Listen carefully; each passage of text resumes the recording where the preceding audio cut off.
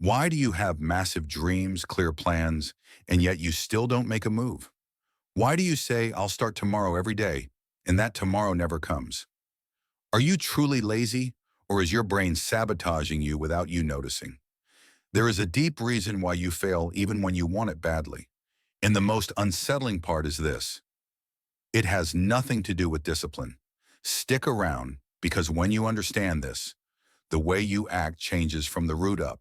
For a long time, you've been led to believe that the problem is you, that if you don't act, if you procrastinate, if you abandon your goals, it's because you're lazy or weak. But the original content makes something very clear from the start. Laziness is not a personality trait. It's a behavior that the brain learns to protect itself. Your mind isn't designed to pursue big dreams, but to avoid pain and conserve energy. Every time you face a difficult, uncertain task, or one that doesn't offer an immediate reward, the brain interprets it as a threat. Not because it's dangerous, but because it requires effort without a guarantee of pleasure. And when that happens, it triggers an automatic mechanism: avoidance. That's why it's not hard to watch videos, check your phone, or waste time, but it feels almost impossible to start what really matters. It's not a lack of willpower. It's a biological response. The brain seeks what is comfortable, known, and immediate. Everything else is perceived as a risk. The problem appears when you repeat this pattern day after day. Every time you avoid acting, you reinforce the idea that running away is the right option. Over time, that behavior becomes a habit, and then comes the guilt. You judge yourself, you compare yourself to others, and you think something inside you is broken. But it isn't. The content insists that understanding this is fundamental because it completely changes your perspective. If laziness were who you are, there would be no solution. But if it's just a learned pattern, then it can be unlearned.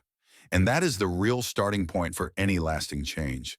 Before talking about discipline or motivation, you first have to understand how your brain reacts to big goals, because that is where the real problem begins. When you set a big goal, what happens isn't what you imagine. There isn't a surge of energy or clarity.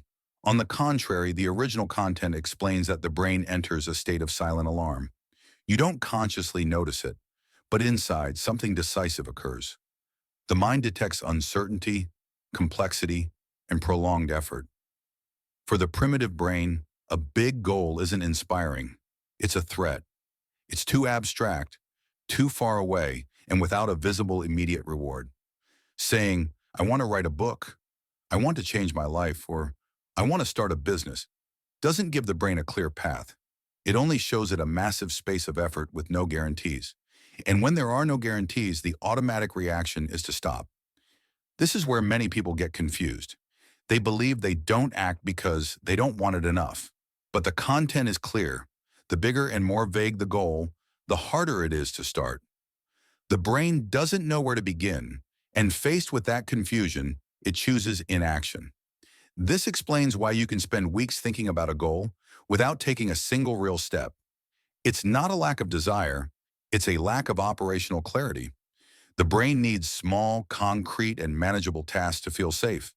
When it doesn't have them, it enters avoidance mode. The most common mistake is trying to force yourself to act big from day one. That only increases internal resistance. Instead, the content proposes a key idea. Shrink the goal until it stops being scary. Not to eliminate ambition, but to break it down into actions so small that the brain has no reason to run away. When you do this, something changes. The mind stops seeing an impossible mountain and starts seeing a single step. And that step, however small, is enough to break the initial paralysis. But even with small goals, there is an enemy that remains present. And that enemy is relying on motivation. Many people believe that the day they feel the right motivation, everything will change. That when energy, clarity, or the urge appears, they will finally act. However, the original content debunked this idea forcefully. Motivation is not a reliable foundation for change. It's a fleeting emotion. Motivation appears when something is new, exciting, or when we imagine the final result. But it disappears as soon as the process becomes repetitive, uncomfortable, or boring. And most important goals are exactly that: long, monotonous, and full of unrewarding moments. Relying on motivation is like relying on the weather to plan your life. People who seem disciplined aren't that way because they always feel like it, but because they have built systems that work even when there is no desire.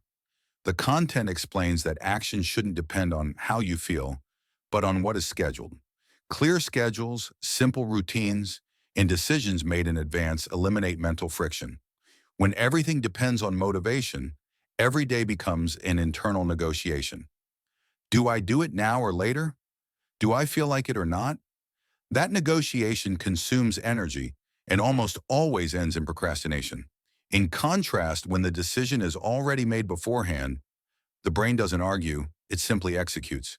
This shift in focus is crucial. It's not about being mentally stronger, but about being smarter with your environment and your habits. The content highlights that even the most successful people have days when they don't feel like it. The difference is they don't wait to feel good to act. But even with systems and routines, there is another powerful obstacle that continues to sabotage your efforts without you noticing: the constant search for immediate pleasure. The original content points to a problem that is impossible to ignore today. We live surrounded by stimuli designed to capture our attention and offer us immediate pleasure. Social media, short videos, constant notifications. Everything is optimized to generate quick dopamine spikes with minimal effort. The brain learns very quickly. When it discovers it can get a sense of reward in seconds, it starts comparing everything else to that ease. Faced with this, any important, slow, or complex task seems boring, heavy, and unattractive. Not because it actually is, but because it's competing against artificially intense stimuli. Something key happens here. It's not that you've lost interest in your goals, it's that your dopamine threshold is misaligned. The content explains that the more you consume instant gratification, the less tolerance you have for prolonged effort. Your brain becomes impatient. It wants quick results or nothing. That's why, even when you sit down to work, your mind looks for excuses to escape. Checking your phone just for a minute, opening one more tab, getting distracted without realizing it. It's not a lack of control, it's conditioning. The brain has learned that fleeing is more pleasurable than staying. The solution the content presents isn't extreme willpower, but redesigning the environment, making distractions difficult and the right action as simple as possible. Removing apps, blocking access, preparing the workspace in advance. When you reduce access to easy pleasure, something surprising happens. Important tasks stop seeming so unbearable. They don't magically become fun, but they become tolerable. And that is enough to move forward. However, even when the environment is in your favor, there is still one final obstacle: the exact moment when you must start. And that's where simple rules that change everything come into play. The original content introduces a seemingly simple but extremely powerful idea here. The greatest enemy is not the difficulty of the journey, but the beginning. Starting is the point where most fail, not because the task is impossible, but because the first step feels disproportionately heavy. The 2-minute rule emerges as a direct response to this problem. The principle is clear. If a task seems too big, reduce it until you can do it in just 2 minutes. Not to finish it, but just to start. The brain doesn't resist something that seems small and harmless. When you say, "I'm going to work for 2 minutes," the mind stops triggering alarms. There is no threat, no long-term commitment, just 2 minutes. But once you start, something changes. The content explains that action generates momentum, and that momentum makes continuing much easier than starting. This approach breaks a dangerous belief: the idea that you need to feel ready before acting. In reality, it's the opposite. It's the action that creates the feeling of being ready. Every small movement reduces mental friction and increases confidence. The original text insists that it's not about tricking yourself, but about collaborating with the brain instead of fighting it. If you know your mind avoids the big things, then present it with the small. If you know it flees from effort, give it manageable steps. Over time, these tiny starts build solid habits. Not because every session is perfect, but because constant repetition eliminates initial resistance. Real progress isn't born from massive bursts of effort, but from constant beginnings that seem insignificant. But even with this rule, There is still a critical moment, those seconds before acting, when the brain tries to convince you not to do it. For that exact instant, the content proposes another key tool. The original content makes it clear that real change doesn't happen when everything is going well, but when you don't feel like it, you're tired or you're unmotivated. That's where a system makes the difference. Because hard days aren't the exception, they are the norm. A system doesn't depend on willpower, it depends on structure. The text explains that when you decide in advance when, where, and how you're going to act, you eliminate the need to think. And when you don't have to think, there is no room for excuses. The brain simply follows the script. That's why people who move forward consistently don't ask themselves every day what to do. They already know. They have defined time blocks, clear tasks, in a prepared environment. It's not rigidity, it's clarity. And clarity drastically reduces mental friction. Another key point is lowering the initial standard. The content insists that trying to do everything perfectly from the start is an elegant way of doing nothing. An effective system prioritizes consistency over initial quality. Better to do it poorly than not to do it at all, because what is imperfect can be improved. What doesn't exist cannot. It also addresses the importance of eliminating unnecessary decisions. The more choices you have to make, the more energy you consume.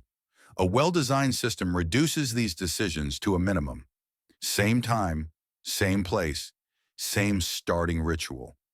All of this tells the brain there is no negotiation. Finally, the content emphasizes that a system isn't a prison, it's a safety net. On good days, it propels you. On bad days, it sustains you. And over time, that constant repetition redefines your identity. You are no longer someone trying to start, you are someone who simply does. There is only one last piece left to close this whole process. Understanding why this change, though it may seem small, has a deep and lasting impact on your life. The original content closes with a powerful idea that connects all the above. Lasting change is not born from a moment of inspiration, but from the identity you build through small and repeated actions. It's not what you do once. It's what you do even when no one is watching. Every time you start, even when you don't feel like it, you send a clear message to your brain. You don't tell it, I am motivated. You tell it, I am someone who acts. And that message, repeated day after day, starts to replace the old narrative of doubt, guilt, and procrastination. That's why the text insists you shouldn't obsess over quick results. Real progress happens silently. One day you realize you don't negotiate with yourself as much anymore. That starting no longer hurts the same way.